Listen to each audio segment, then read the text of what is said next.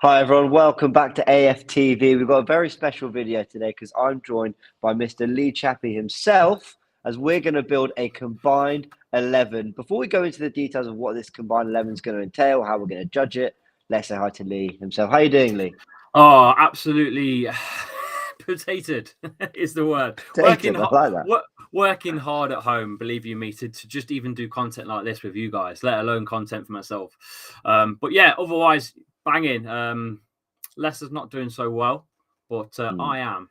So I'm glad you're doing well. And look, I really appreciate you, as you said, super busy. So I really appreciate you jumping on. Now, everyone, there is a box to box coming out tomorrow with Lee Chappy. Turkish obviously had a good chat with him about the upcoming game, more of a preview. So we won't talk too much about how Lee's feeling ahead of the game. That will be spoilers for the episode that's coming up tomorrow.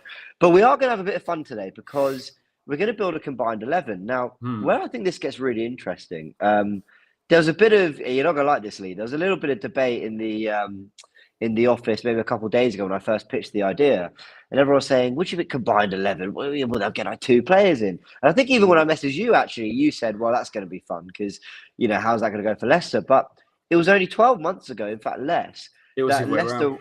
Leicester were on the brink of getting Champions League football, and you were looking at that Arsenal team and going, "Well, where do Arsenal get a player in that side?" So the way we're going to judge this, and everyone in the comment section, help us out because I think it's going to be more fun. Obviously, I imagine a lot of gooners in there, but try and just be as unbiased as possible. And let's really break this down. If every player in the Leicester squad and every player in the Arsenal squad is playing at their very best, who makes a combined 11? So that's what we're going to do. You look forward to it, Lee?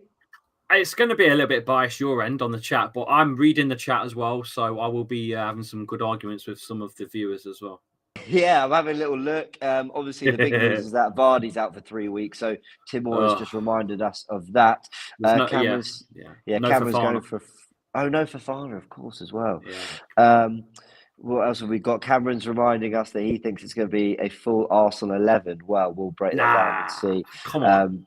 But guys, get them in. Chappy said Don Chappy. I love that, Don Chappy. that could definitely stick. I'll take that. I could take that. Absolutely. Right. Well, let's go into it. You're going to see the 11 being built to our right as we go through.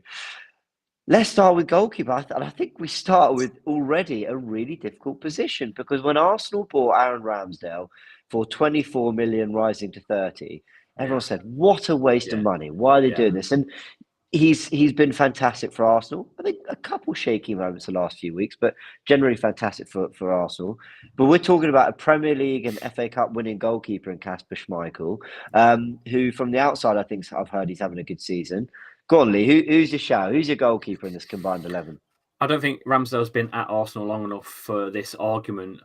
If we're talking over a period of time here, I don't think he's anywhere near Kasper's legacy at the individual club. So I'm going to go Kasper on this one all day long. But that's probably about the only one that's going to get on. Really?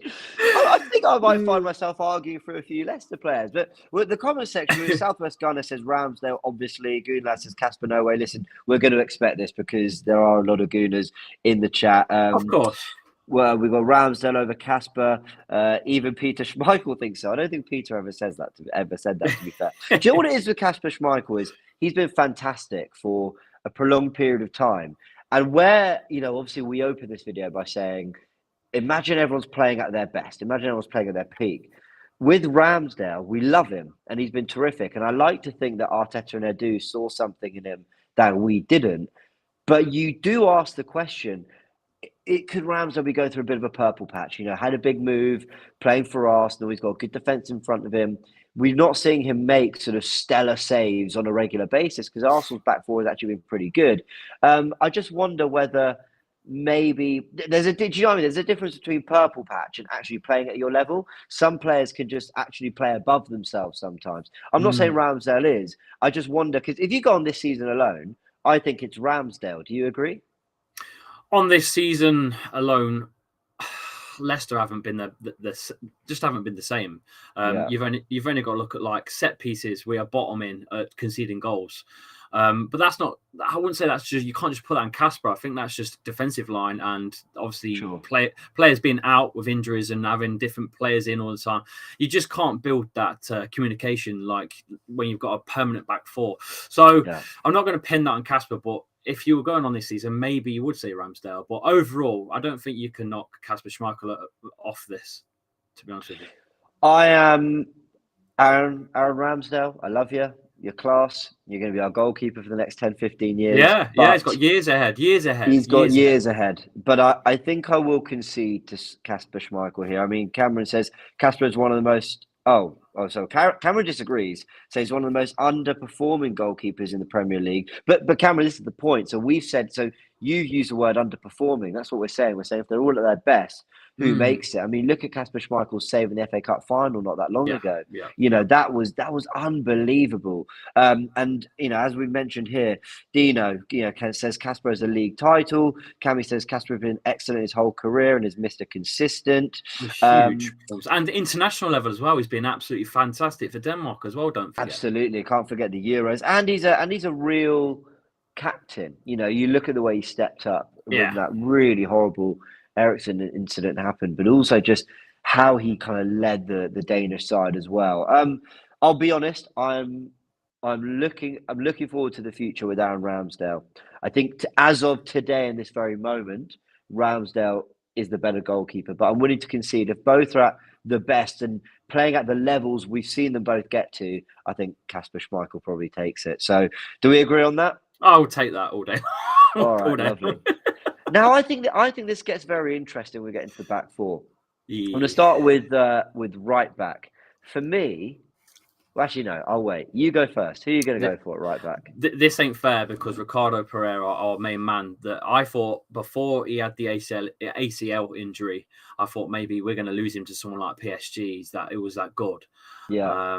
And I know Robbie is a big fan of Ricardo. I love him as well. Top but player. Since the ACL, he's just not been able to get back to that 100% level. And even when he does finally get back on the pitch, he takes knocks or he's just sidelined all the time at the minute. And again, he might not be fit for this game. He didn't play last night. Don't know. So it's tough. It's tough to call because we've got no Castagna either. Well, Roldy says Pereira is quality. Castagna, how's he been doing? Because I know when he came in, he started more as a left back, but Thomas right. Seems to have taken that position. Bertrand came in. So how's Castagna doing? Again, I think the reason why that happened was because James Justin done his ACL in, so we needed someone on the left side. It's just constantly swapping round. It's been a tough year. It really has. So it's very tough. And don't forget, Castagna's out again. He had the face break. I think he broke his eye socket at the Euros. Oh god, yeah, he did. And he was out for about 2-3 months, and now he's broke something else. I can't remember what he's broke. To be fair, he's done something, and he's been out about 4, 5, maybe 6 weeks. So and he's out again for the weekend. So. What about James Justin? Again, I think he had an ACL injury or whatever it was. He was out for a long, long time. Again, playing his best football at left back when he got the injury, but. Or was he? But he's predominantly a right back, isn't he? He plays left for Leicester, but I mean, he does get slotted in on right. But again, I think that's all to do with the players we've not got. We've got no one to fill these roles. It's difficult, because I'll be honest, Gooners, don't hate me. I want to put Ricardo Pereira in this. I do. But when I can't shake the injury. I can't shake that. I've not seen Ricardo Pereira at his best for probably well over a year. Is that fair enough? I can't remember. No, 100%. But are you surprised? Yeah, but then we're talking about. Okay, so then obviously we're going to put forward Tomiyasu as Arsenal fans, who has been terrific, but I don't think he's got going forward what Ricardo Pereira has going forward. What was Pereira like defensively? Oh, he's fantastic. His work rate's phenomenal, and what I like about Ricardo is he's not scared to cut in and take a shot either. That's what I love about when he goes left foot. He really does. So I think he is the all-around, right back that you want in a team. But just that injury, I feel like it's ruined him. I really do. I hope not. I really hope he gets back to the levels he was at because he was phenomenal. But maybe because he's had that injury, he's still at Leicester because I don't know if he would have still been here. I think a big club would have come swooping in for him. I'm going to keep reminding, because I'm reading the comment section now. I'm going to keep reminding you almost every two positions. We're picking the players, at their best. So Yeah, people saying, people in the comment section saying Pereira's been injured for ages and blah, blah, blah. And on current form, Cedric's better. Listen, we're talking about, are you telling me if Ricardo Pereira is at his very best, he doesn't get in this Arsenal team? he's got to. He's got to be, isn't he? I mean, I know they're both Portuguese, aren't they? So I mean, that's personally my. That is personally my. Listen, again, I can't believe we're two positions in. It's 2-0 Leicester. I think it's going to turn around in a bit. But I'm. If you take the ACL out, the previous, probably 8 months of Ricardo's career, because it's not fair in the ACL injury. I know it happens, but if you take that out, you're going Ricardo a day long. I think everyone is. Surely. Listen, I'm going to agree with you again. I don't think the comment section are going to like me, but I'm going to go with it. Stephen Lloyd says Castagna at right back, but we'll go with Pereira. I'm not sound condescending. I'm not trying to be kind to Leicester, but I'm just trying to say that they've had issues and injuries and stuff like that. I think when Ricardo Pereira's at his best, he's a very complete fullback. I love Tomiyasu. I absolutely love Tomiyasu. But still to see a little bit more is all I'd say. So we'll give Pereira the benefit of the doubt with that and chuck in Pereira at right back. This is where it gets really interesting. The back line. This is the one. Yeah. The centre backs. People are saying Tomiyasu's been quality for years. I understand. Listen, I understand he's been doing very well for Bologna and stuff, but I'm just anyway. Well, let's move on. I'm going to concede Pereira, but in the comment section, if you disagree, let us know. And listen, Tomiyasu's fantastic. I also, actually, let me add another thing, just very quickly, this right back thing. It can depend a lot on your system.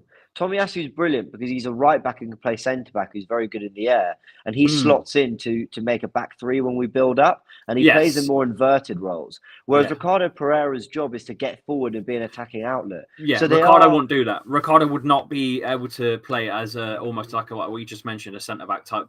He would get pushed more as a right midfield, if anything. He'll be pushed as he has played on the right wing before. When we were just had no players. It was all just shuffle. But yeah, I see what you're saying. They are two kind of different players, really. They are. They're very they fulfill very different roles. For their clubs. Ricardo's almost a more kind of old school wing back, and when I say old school, I mean the last maybe 10, 20 years. So, all right, we'll leave it there. Some people they're not happy with me, but yeah. Anyway, we'll leave it. But listen, guys, open your minds a little bit. Anyway, I know. You've got to. Let's go to centre backs because I'm going to wrestle this one. For me, it is White and Gabriel. I think there's a real argument for Soyuncu at his best, but I'm going to stand. I'm going to stand strong. But go give us. What are your thoughts on the centre back situation? I mean, I don't know what happened to Soyuncu. I'll be honest with you. I went to the Euros for Turkey. I was speaking to Turkish about this. I won't spoil it, but the red card. It's almost like his mind's still there. His mind got sent off and it stayed there. It never came back. I don't know what happened to him. My word. It's just never been. I don't feel. He's had a few injuries this season, hasn't he? Yeah, again, but I don't think he's the same player without Johnny Evans next to him, an experienced centre back. Because Johnny Evans is, I know, a bit of banter aside that he's getting old and he's still got experience, and I think passing that on to someone like Soyuncu, it worked for him as a pair, but I don't think it works when he's paired up with someone like Amate, who can be quite clumsy at times. Although, touch wood, Amate's been bloody brilliant recently. Yeah, he's had to fill in there. Obviously, the injury to Fofana. We've got Gunnar Vettel says Fofana before his injury was very good and last season unreal. But White it would have been Fofana Gabriel, wouldn't it? It would have been Fofana Gabriel, this argument. But there's no... I concede. I'd like to have seen another year of Fofana. Was Fofana playing in more of a back three for you guys? Or was he playing with Soyuncu? Was he playing with Soyuncu and Evans? How did he play last season? No, we was playing the same formation as you, really. Brendan loves the 4-2-3-1. With your proper wing, your wing backs bolting down forwards with like James Justin bolting down the left, Ricardo bolting down the right with the two centre backs. It worked, but injuries stopped us from doing that.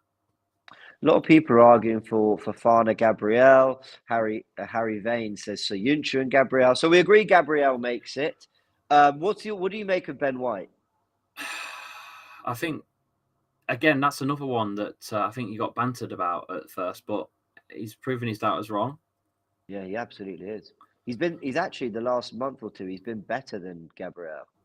There you go. Well, last month. Yeah, I concede. Yeah. Yeah, our centre backs, our defence has not been good. I just said that at the start. I said if you look at the flipping table of set pieces, we're bottom. Goals going in, we're bottom. Most conceded. Wow. Well then, okay. Listen, so I've managed to wrestle it to 2-2. Gabriel and White do retain their partnership in this combined 11. See, Arsenal fans, I do support this club.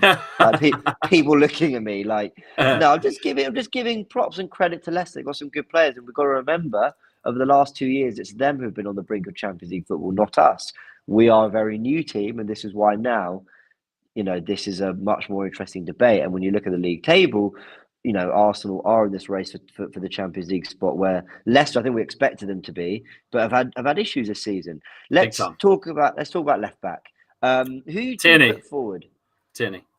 Well, I was going to ask for a Leicester player, but his work rate's unreal. I'd have liked to have had him at Leicester, to be honest with you, but his work rate, honestly, I love the guy. I think he's brilliant, and he works really well with Saka as well. If Saka's on that side, I know Saka's not been playing on the left as much recently, has he? But yeah, Tierney for me, he's complete left back for me. Leicester, is it again, harsh? I can't argue, because again, we've been struggling with that situation because we've had Thomas, and that's really it. He's done really well, I think, Luke Thomas, but he's still a young kid and he's got a long way to go yet. Yeah. I quite like Thomas. I dare player. say I think even Tavares might, would get in ahead. I think we've got two very good options at left back. Tavares is kind of quite flaring, quite unpredictable, but Kieran Tierney for me, hands down, gets it. So should we leave it there? Kieran Tierney left back. Yeah, no argument there at all. Okay, cool. People are jumping in now, still getting really upset about the Ramsdale one. So I'm going to keep reminding everyone, if everyone's at their very best, Ramsdale's been terrific for the last 5 months for Arsenal, 6 months for Arsenal. But you can't compete with a 10-year career of Kasper Schmeichel playing in all 3 tiers of English football. I think actually he might have not. He weren't in the League One side. I beg your pardon. It was 2 tiers. It's been in the Championship. It's been in the Prem. It's done a lot for Leicester. And he's an FA Cup and Premier League winner. Yeah, come on. You got to respect Kasper Schmeichel. Yeah. Alpha's saying that he's been abysmal this season. Yeah, but that's fine. But Alpha, I'll reiterate it again. Players go through bad form, and we know the quality. Hang on a minute. Who says Schmeichel's been abysmal this season? The man stops us from losing against Leeds. He stopped 1 million against bloody Randers. Nah, you clearly don't watch Leicester for 90 minutes like I do. Nah, I disagree. Well, there you go. Fair play. Let's go into midfield now. Should we agree 2 holding midfielders? Yeah, or 4-2-3-1. Yeah. I mean, we play with obviously a Ndidi and Yuri Tielemans, but this is going to be hard because the arguments. This is a tough one. This is going to be hard. I think the one for me that I absolutely won't have him not in the side is Thomas Partey. I think if you're looking at what he did at Atletico Madrid and now what he's been doing the last month or two at Arsenal, and we've seen moments of it, but a bit like some of your players you mentioned, he's had a few injuries, he's coming in and out. It's only really the last 3 months that he's actually been able to put a run of actual form and games together. Even then, he went to AFCON. Thomas Partey for me is on his day. And when you say on his day and then you follow it with world class, people say, well, he's not world class then because he's got to be on his day. But I just think there's days where you look at him, you go, best player on the pitch. Best player on the pitch. Yeah. You're mimicking my words with Yuri Tielemans. I was going to say the same sort of thing. You literally, I don't need to talk about Yuri. You're saying the exact same things. I think Yuri's the same. He has some really off games where it's just distant and disappears. But when he's on it, he's world class. Yeah. Well, tough. I mean, he's super highly rated. I know there's sort of question marks over his future. I know even Arsenal have been linked with him. Tielemans looks like the most perfect type of central midfielder we're looking for. Where does he rank? I know him and Ndidi are slightly different. Ndidi will sit a bit more. Tielemans a bit more expressive going forward, has a few more goals in him. But between the two of them, who's who's the jewel in the team?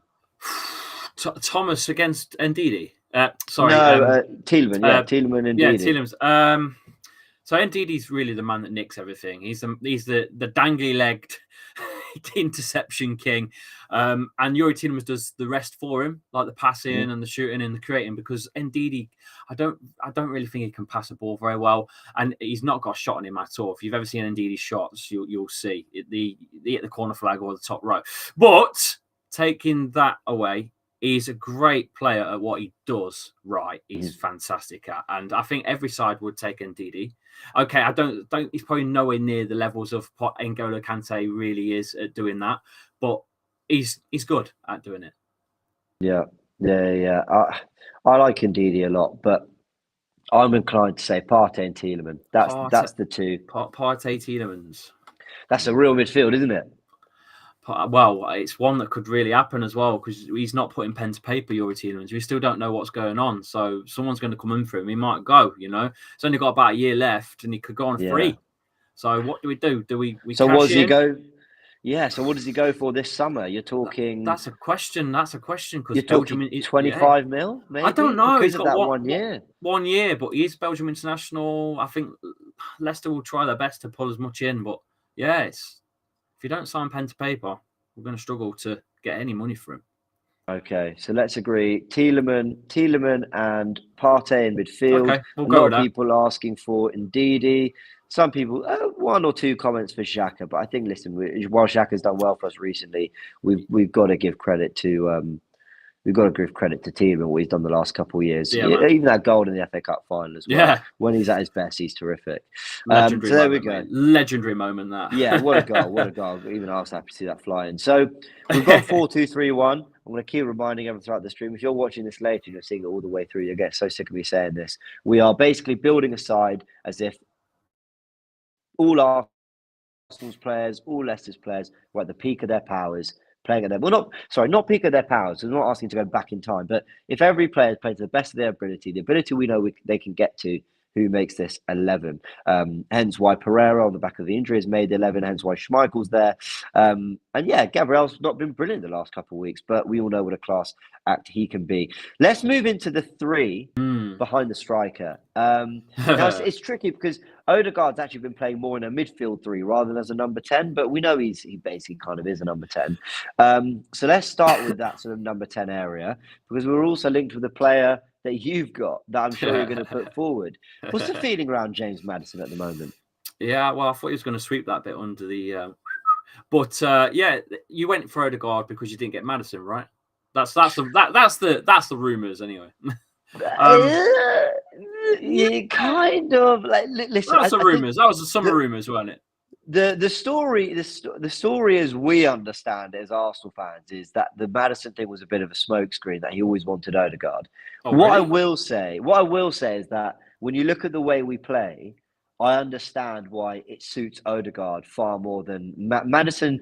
Maddison is, from what I see anyway, very effective in the final third, whereas Odegaard's much more part of build-up and actually plays in a midfield 3 rather than more as a number 10. Yeah, I agree with that. Yeah. Who's your number? I mean, Maddison. How do you feel? Maddison is definitely more of a number 10 cam assisting a striker than Odegaard. Like you just said, I think Odegaard is more. I think Odegaard's more of a replacement for Yuri Tielemans type player. To be honest with you, for you boys. Really? That's what I think. Yeah.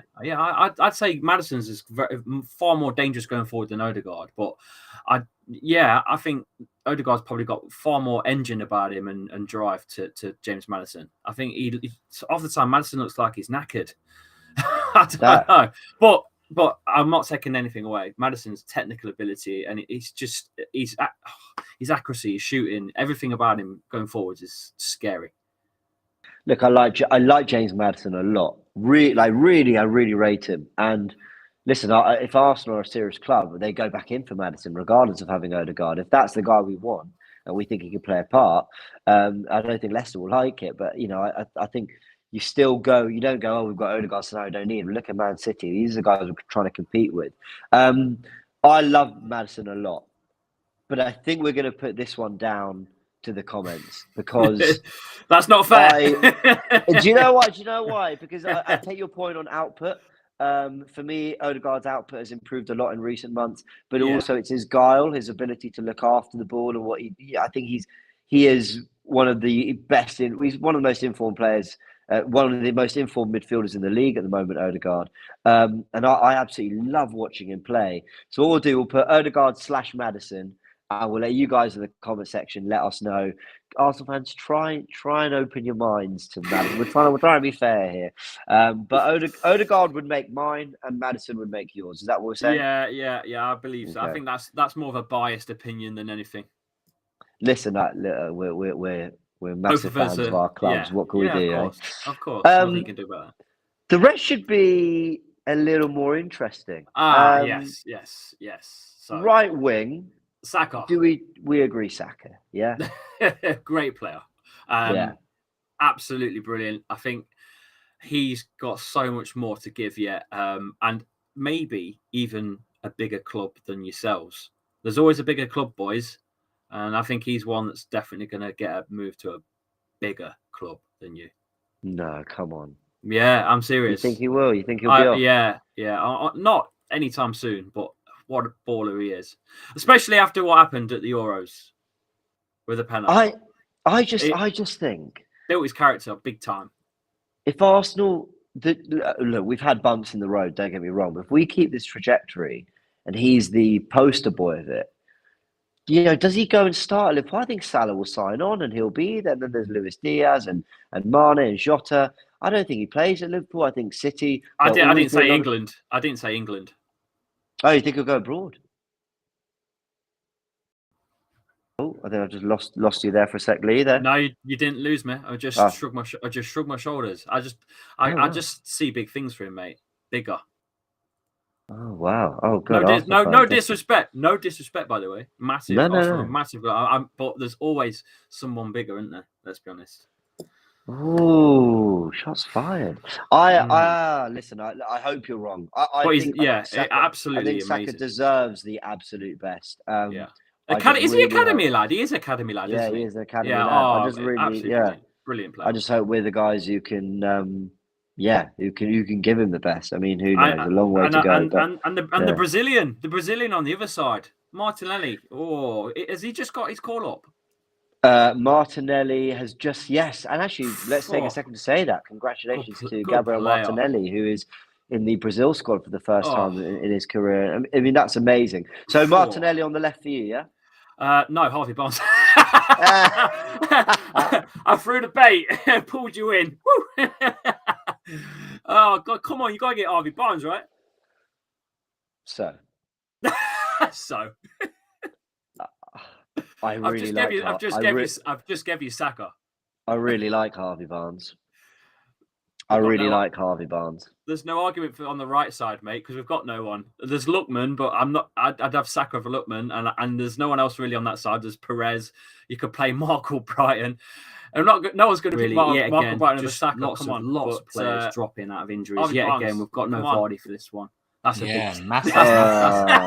That's a big talking point because I'm torn. I'm really thrown here. Listen, I'm going to put this to a vote again. I am going to stick with Martin. Do you know what it is? Harvey Barnes is immensely talented. I think he terrorizes defenses. I think he can go beyond. He can come short. I think Harvey Barnes can go to the top. The reason is I think the same of Martinelli. And I also think Martinelli's got this unbelievable work rate. It's so infectious. He plays beyond his years. And people are rightly saying Smith Rowe, by the way. People are rightly... I mean, I don't know how I'm not even thought. I mean, Smith Rowe's another. Yeah, I think that's... Is that because he's unavailable and you've probably just lost it here? Because he's another player that looks like he's going to... He's not played as much recently. This is tough because I know he's our top scorer or second top scorer now. I think he's our top scorer. I'm being called out here, mate, in the comments. Lee, what are you smoking and stuff? What do you mean? What am I smoking? It's an Arsenal I've just channel. gave you Saka. I've just gave you Saka. What more do you want? This is tough. This is really, really, really tough. You want me to concede? It's tough for me to go Martinelli over Barnes, but I'll strike a deal with you. I think they're both very, very good. Both very, very good players. Can I strike a deal with you? Right? We've got to pick a striker. We all know who's going up top. We all know. Well, I'm gonna. You boys wanted him. I'm gonna ask. How about we sack off both Lacazette and Vardy? We play Martinelli up front, then you can have Barnes. How's that sound? No deal. Oh no. No deal. Oh. Unacceptable. This is tough. David Swan says, James, give him Harvey Barnes. Let's read the chat as well. Some people say you didn't even have to give us Saka. I think they said, this is tough. Yeah, I know. Saka was always going in. I'm just baiting you. I know. I know. All right, go Martinelli because no. What we'll do. This is the second one that we're split on. We'll put it to you guys in the comments as well. Martinelli/Barnes. But we're gonna make a decision on the strikers. Okay, we can't be splitting anymore. Otherwise, it's a completely pointless exercise. But I think there's a very interesting question when you look at the Odegaard-Madison one and then the Martinelli Barnes one. Whether ESR in the chat. Everyone's saying ESR.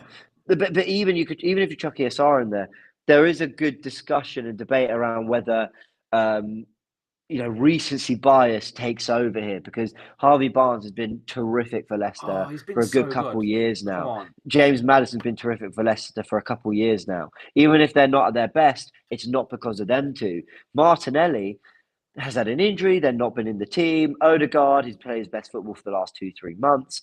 Do you think Barnes do you think Barnes deserves an England chance again? Yeah, I think he does actually. Yeah. Southgate, come on, sort it. There's a lot of players on that left side that can play there, and there's lots. Yeah, they've got a lot of. It's tough to get everyone in. This is tough. All right, Martinelli, I can see. But let's go to striker. Vardy, no argument. Stream's over. See you later, boys. Have a good weekend. I'm off skis. I love it. There was Kingdom says, who'd be worth more in the transfer market? That gives you the answer. Barnes, obviously. Wow. Yeah, because that's the English premium, though, isn't it? That's the premium tax. Dead Cert says, James, why are you putting Martinelli over Smith Rowe? You're embarrassing us. Listen, let me know in the comments if you. Well, you have let me know in the comments. Let me know in the actual comments after. If you disagree, fine. But I don't. Martinelli's a great player. Everyone said this. Everyone said to me when I did my predicted 11 for Watford, I said Martinelli. Everyone go, no, Smith Rowe. And then look at the goal Martinelli scored. He's got star quality. So, okay, you're conceding Martinelli to us. Thank you. Yeah, I think we all know who's going up top, and it's not even a debate. It's not even an argument. I think I agree, but I'm going to have the debate anyway. All I'll say, and it's similar to Tomiyasu and Ramsdale. Jamie Vardy is a phenomenal striker. But I actually don't think he would do well in this current Arsenal system, where the striker has to drop deep, link up play, be more of a kind of playmaker creator. And it's the same thing Aubameyang struggled with. They want to be running in beyond and, attacking the space and getting in front of goal, getting shots away. So if you're asking me, would you take Jamie Vardy in this current Arsenal team? I'd say no, because I don't think he's what we need. And I think we're very much built around a system. But if you're asking me who's just out and out the better striker, then I'll let you take it away. Vardy, for me, is just, he's got more than just about running. He's got far more than going down channels and off the shoulder. You know what he's created? He's created a fear factor. He's got grit. He's from council estate. He's a council lad. He's got that grit that not many strikers have got. And you've only got to watch off cam. You'll see him, the little nudge in the rib as a defender will go up. Yeah, I know it's dirty, but that's Vardy. So he's all about mind games, Jamie Vardy. He is the biggest, don't mind me swearing, shithouse in football. End of discussion. He rattles fans. The opposition fans hate him. The home fans love him. He's just everything you want. He's the dream story. He is us. He's us playing at Premier League level. He is us. The average man. Yeah, Jamie Vardy all day long. There's no argument. I think cut to commercial. We're done. Look, Vardy.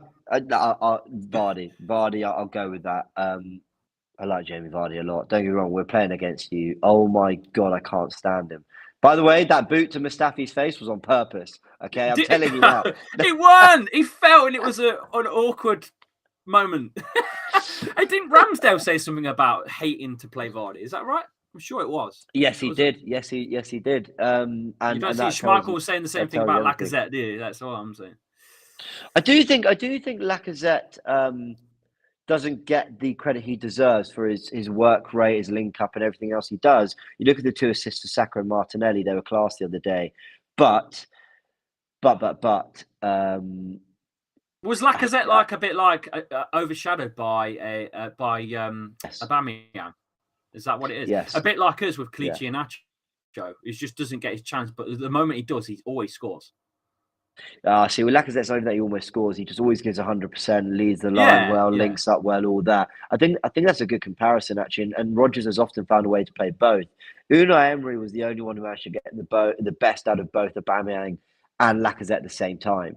It's felt like Lacazette's always been adjusting for, when he arrives, adjusting to the Premier League, then adjusting to Aubameyang's arrival, then adjusting to playing in the front two with him, then adjusting to playing up front with Aubameyang on the left, and he's having to become more of a hold-up play striker. And I just feel for Lacazette. I don't think he's ever had a real fair go at it in an Arsenal shirt until now. But now we're talking 4 or 5 years on, and he's in the twilight of his years. But I like him a lot. This is his chance to shine. This is his chance to shine, though. Now there's no Aubameyang putting that weight on his shoulder. This is it. This is his chance. Yeah, fair enough. We're getting a few comments in the comment section about lag. Hopefully that will sort itself out. Apologies, we are nearing the end of this stream. I'm going to end. I wasn't going to do this, but it's popped up in my mind now. Better manager. Oh God, that's never been done on combined 11s. It never has been. But we haven't. Okay, I'll give you a couple of positive points for Brendan. I'll give you some not so positive points. He's got his own way. He likes his own style, which can be a good thing, but sometimes it comes across as arrogance. So the fans will know, look, get him off, get a player off. He's got to come off. He's had the worst game of his life.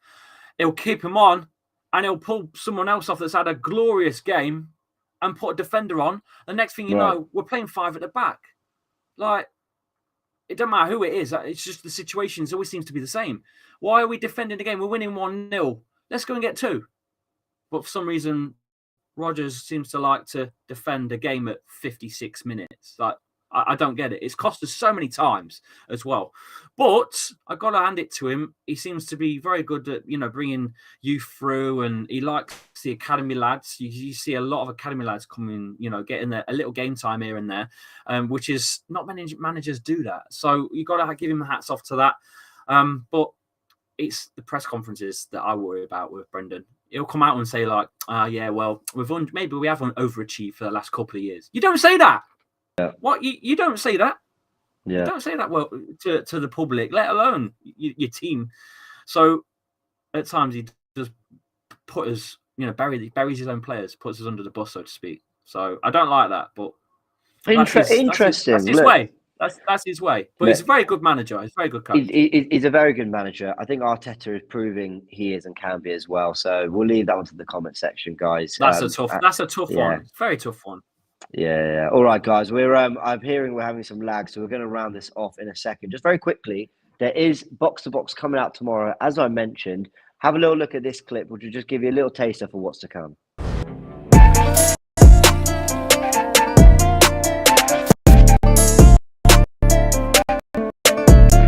How's it going, people? Welcome back to the channel and welcome back to another Box to Box. Arsenal have a big week coming up, and it's starting off with Leicester City at home, the Emirates Stadium. I'm welcoming back Lee. How's it going, man? Well, we've just won We're literally just won 2-0 in the Conference League. Yes, we are still playing European competition. The third tier of the flipping competition. I don't understand. Do you like the fact there's now a third tier European competition? I didn't envy Tottenham being in Europe this season. Well, I mean, it's just the prestige of Europe is meant to be up here, and they're just the further they go. I mean, no one's really interested in Europa unless you're in